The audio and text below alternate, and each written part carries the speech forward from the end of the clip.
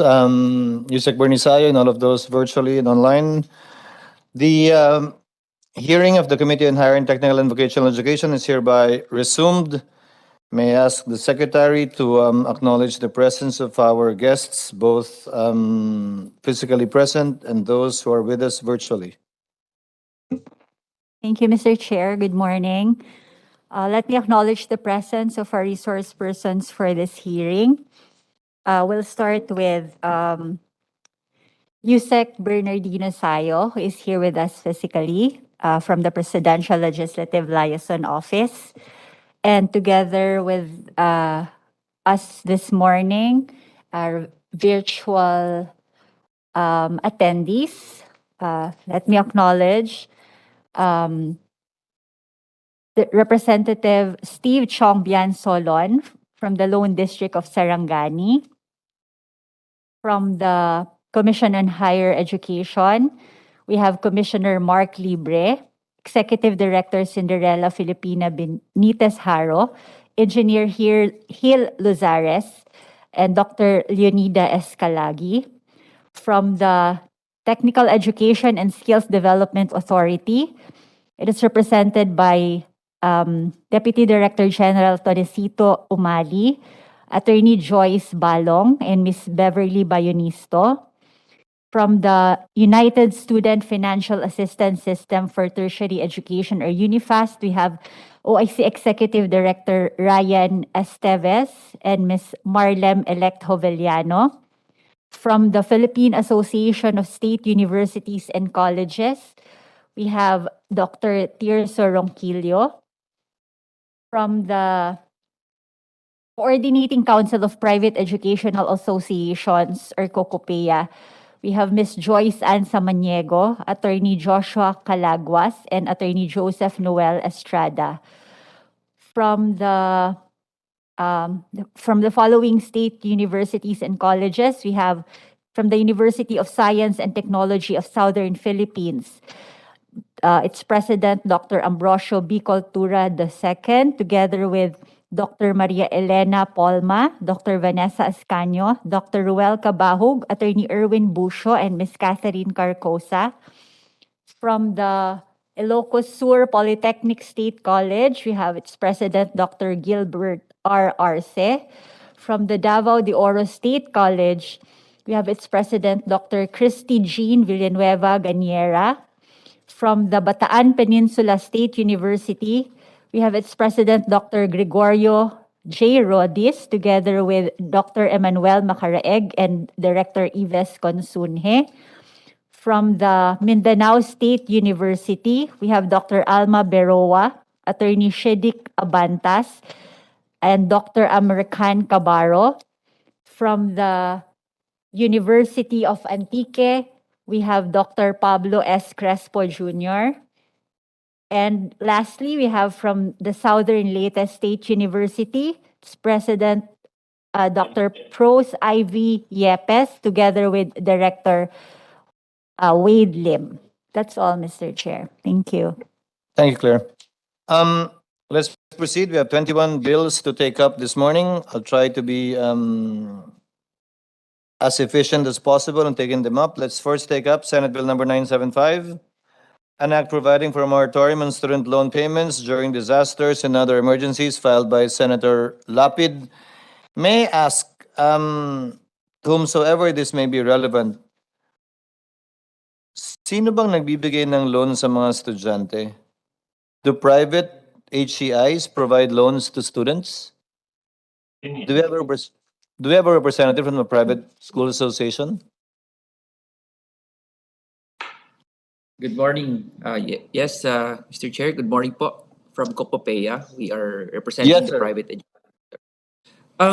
Mr. Chair, there are private higher education institutions that provide loans, in-house loans, but not for everyone. There's also a component in the UNIFAST for student loan program that may also be implemented in the private higher education sector, but not yet been implemented, Your Honor. Your comments on the proposed moratorium during states or periods of calamity.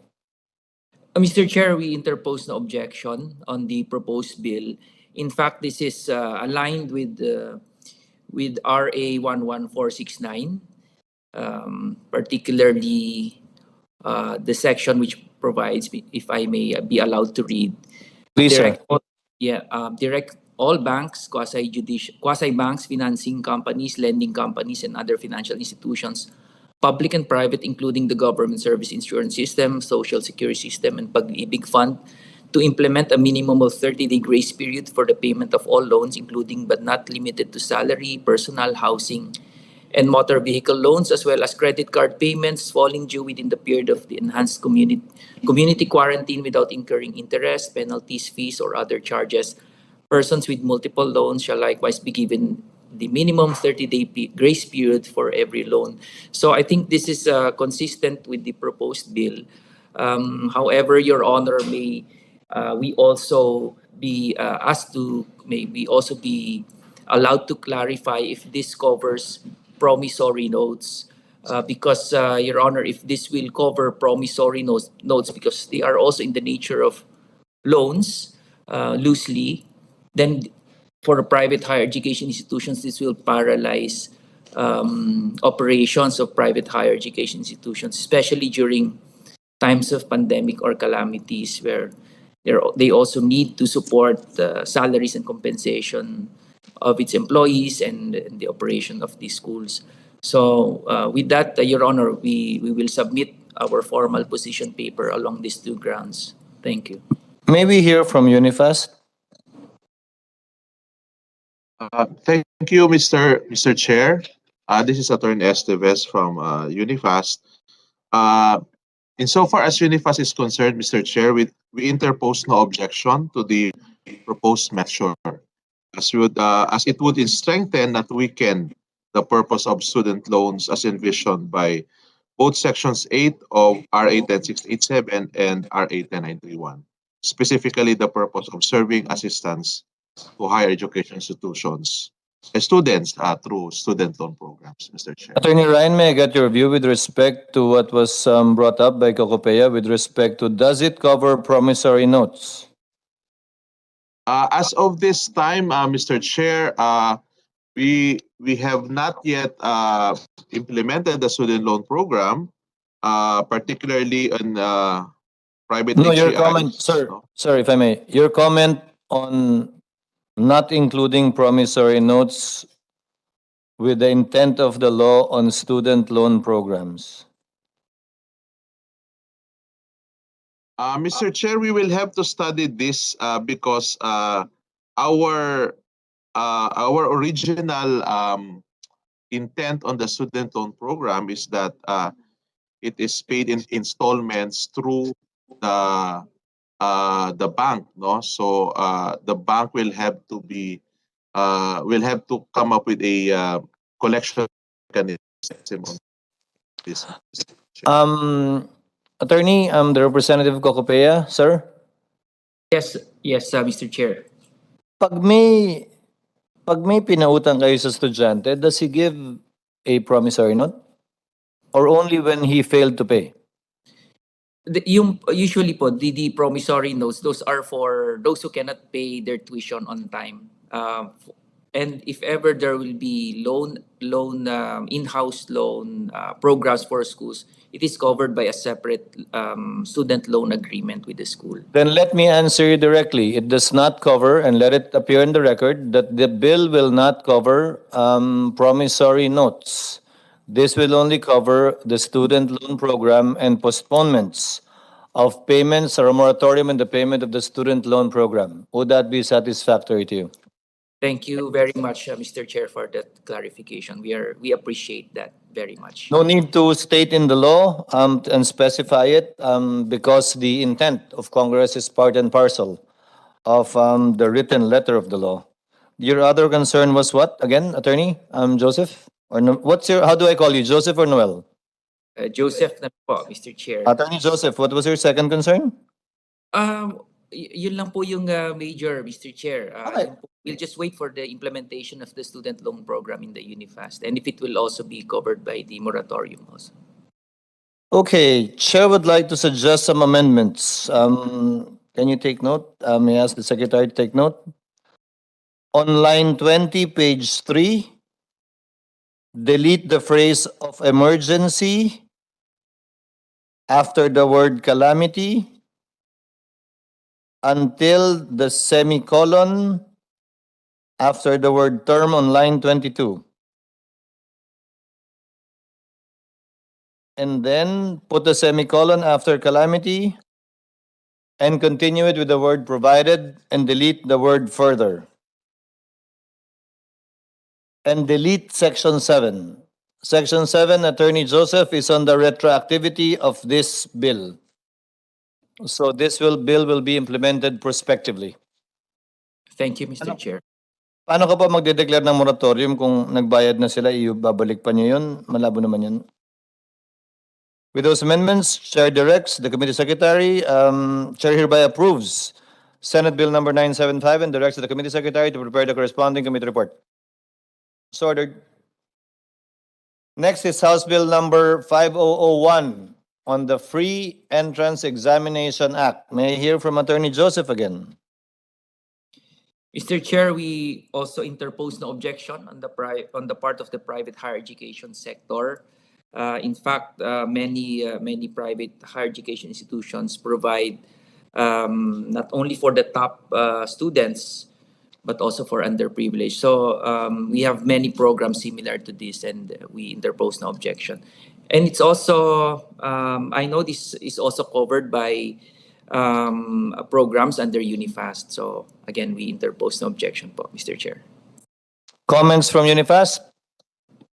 Mr. Chair, the free admission only covers state universities and CHED-recognized local universities, but it does not cover the private higher education institutions. Mr. Chair, The under our proposed bill covers private higher educational institutions. Yes, Mr. Chair. So this would in effect be an additional expense on and budget on the part of Unifast and CHED, Mr. Chair. Meaning to say, but additional expense? Mr. Chair, because yung pong free education, isa pong component doon is yung admission fees. Pero yung free education po, ang cover lang po noon ay state universities and CHED. Yes, nagsalita na ng Kokopia na wala Local silang universities objection. and colleges. Why will you object for them? Sir? Education. Attorney Ryan, nagsabi ng Kokopia na wala silang objection. Why would you object for private HEIs? Mr. Chair, I just manifested that the free, because Attorney Estrada mentioned about Unifast. Okay. So you have no objection, sir? You have no objection, sir? Yusek Sayo, feel free to say if you have any reservations, sir. Given the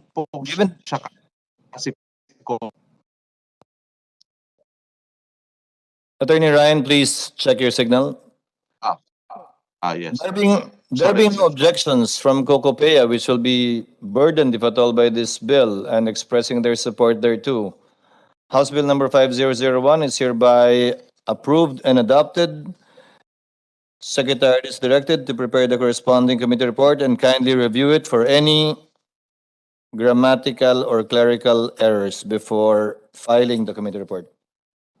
So ordered. Senate Bill number 1351, an act establishing the Philippine Entrepreneurs Academy and appropriating funds therefore, is hereby referred to a technical working group to be chaired by the secretary, by the committee secretary, and for them to conduct the necessary hearings in order to hear and thresh out the proposed Senate bill. So ordered. Senate Bill number 108, an act mandating higher educational institutions and technical vocational institutions to ensure the safety and security of academic community from internal and external threats, thereby creating a safety and security committee for this purpose. Who is the representative of CHED? Commissioner Mark? Who can answer about a question about this? Mr. Chair, good morning po. I'm Attorney Haro, the Executive Director of the Commission. I will answer Yes, na lang ma'am. po regarding this bill, ma'am. Do I need a law for this, or can Shed just do this? Actually, Mr. Chair, it's already incorporated in our CMO number 9, series of 2013. Kasi we have the enhanced policies and guidelines on student affairs and services. So how is the level of implementation of this memorandum? Is it being followed across the board with both public and private HAIs? Yes, sir. Kasi it should be done by both public and private higher education institutions. Although, Mr. Chair, hindi pa lang yung specific creation of a safety and security committee. Wala pa lang po yung ganoong specific provision, Mr. Chair. Can you include it? Yes po, it can be included po, Mr. Chair. Actually, meron na pong direction ng Commission to develop a platform, a mechanism for a safe and safety and health campuses.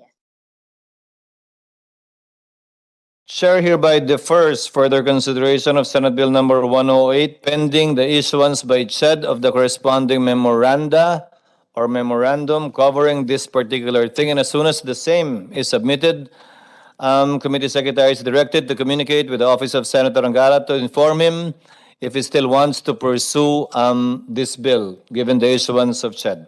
So ordered. Next, ma'am, please stay on screen. Senate Bill number 854, mandating the integration of the National Building Code, blah, blah, blah, in the curriculum. As chair of the Committee on Higher Education, I'm not inclined towards legislating the curriculum in any way whatsoever, principally because it cannot and should not be written in stone. It should be flexible enough to be adjusted without need for passage of a law. May I get your thoughts on that, Attorney? Actually, Mr. Chair, per coordination with our Standards and Development Office, it's already integrated in the civil engineering and mechanical engineering curriculum, Mr. Chair. Although it's not a standalone course, it's only included as one of the topics that may be included, that may be discussed or that should be discussed in that program, Mr. Chair. May I ask you, Attorney, is the curriculum found in a law of any course? Mr. Chair, meron pa lang po isa ngayon, the labor education subject. It has been integrated, it has been formulated into law, Mr. Chair, that it should be integrated as an elective subject. Pero otherwise po, wala pa po. Wala na po bukod doon. Then let's not start. Kindly communicate the response of the good attorney. What's your first name, ma'am? Attorney Cinderella Haro, Mr. Chair. Kindly incorporate in the transcript the comments of Attorney Cinderella in the position of the chair to the office of Senator Revilla. And unless he has any objections, and if he exceeds, chair orders that Senate Bill number 854 be sent to the archives. Senate Bill number 1212, an act authorizing CHED, authorizing higher education curriculum development and graduate training in advanced energy and green building technologies. Same, ma'am.